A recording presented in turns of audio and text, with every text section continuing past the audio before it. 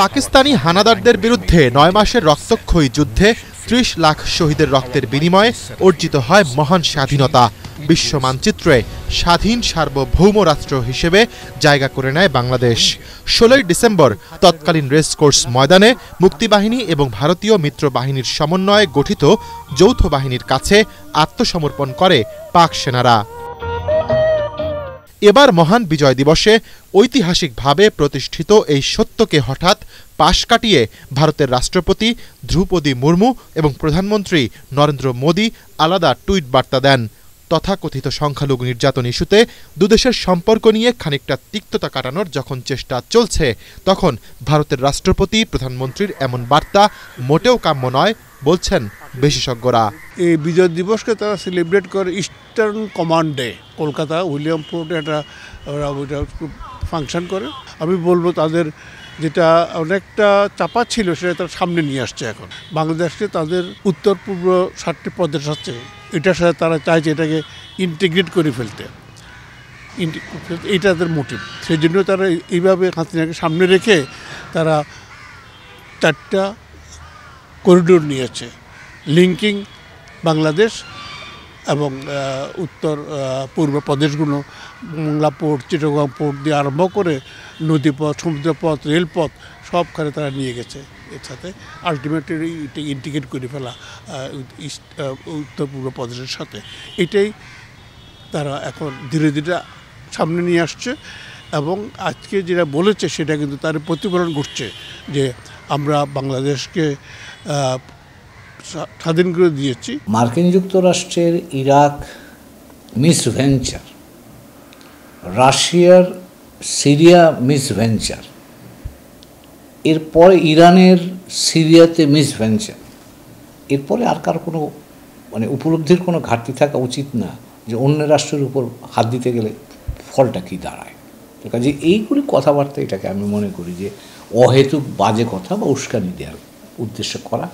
বাস্তব অর্থে এই ধরনের এখনকার বাস্তবতায় এই ধরনের কথা যুক্তিগ্রাহ্য নয় এবং তার থেকে যারা এগুলো বলেন আমি মনে করব তাদের একটু করে ভালো করে চিন্তা করে কথাগুলো বলা উচিত। আর আমরা যেই ভৌগোলিক জায়গাতে থাকি বা অবস্থিত, সেখানে এমন একটা জায়গা, সেখানে কাউকে খোঁচা দিলে সেটা সকলের গায়ে লাগতে পারে, এটাও তো বাস্তব সত্য।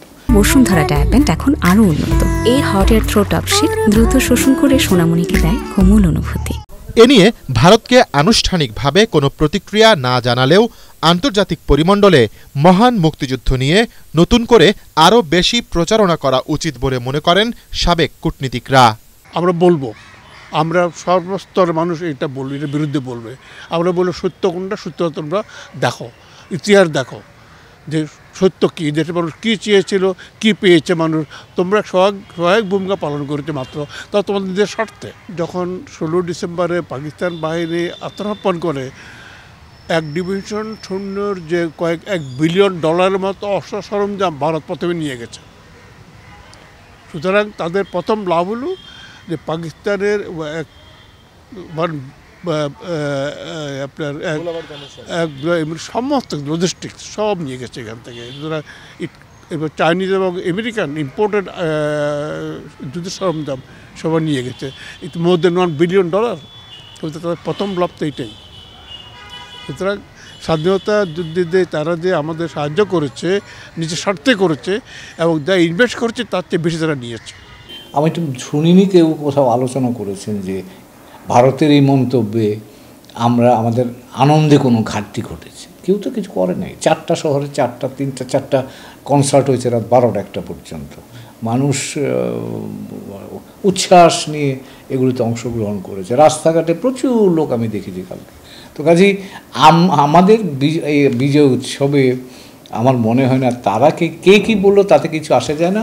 71 সালেও অনুপ্রেরণাটা আমাদেরই মধ্য থেকে এসেছিল। আজও আমরা স্বাধীন দেশ হিসাবে এখন একইভাবে আমরা নিজেদের শক্তি নিয়ে অনুপ্রাণিত হচ্ছি। বাইরে কী বললো এটা নিয়ে খুব মাথা ঘামানোর দরকার নেই।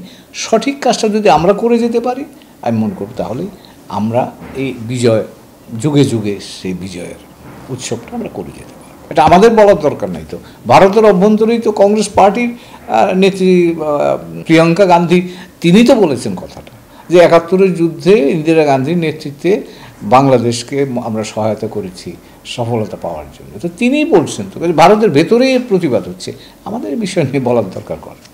বাংলাদেশ ভারতের সম্পর্কে টানাপোড়েন তৈরি হয় এমন মন্তব্য, বক্তব্য এবং কাজকর্মের বিষয়ে দুদেশের সরকার ও জনগণের সচেতন থাকা দরকার বলেও মত বিশ্লেষকদের। ইমদাদুল্লাহ বাবু, ATN বাংলা, ঢাকা।